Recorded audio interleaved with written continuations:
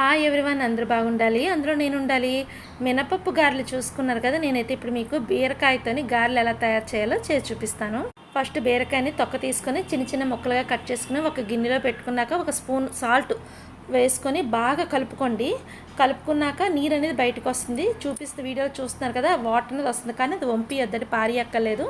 దాంట్లోనే సన్నగా కట్ చేసిన ఉల్లిపాయ చెక్కు, కొత్తిమీర, కరివేపాకు, జీలకర్ర, పచ్చిమిరకాయ చెక్కు వేసుకున్నాక క్యారెట్ తురుము, బీట్రూట్ తురుము అన్నీ వేసుకోండి. మీకు ఇష్టమైతే వేసుకోవచ్చు క్యారెట్, బీట్రూట్, లేకపోతే స్కిప్ చేసుకోవచ్చండి.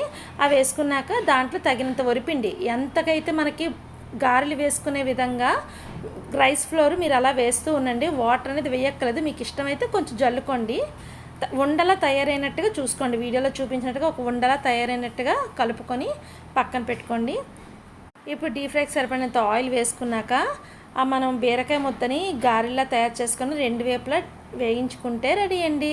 చాలా టేస్టీ అయిన బీరకాయ గారెలు రెడీ. మీరు ఇంట్లో ట్రై చేయండి. ఈవినింగ్ పిల్లలు రాగానే స్నాక్స్ ఇవ్వండి. అబ్బా తింటారు, మరి వదలరు.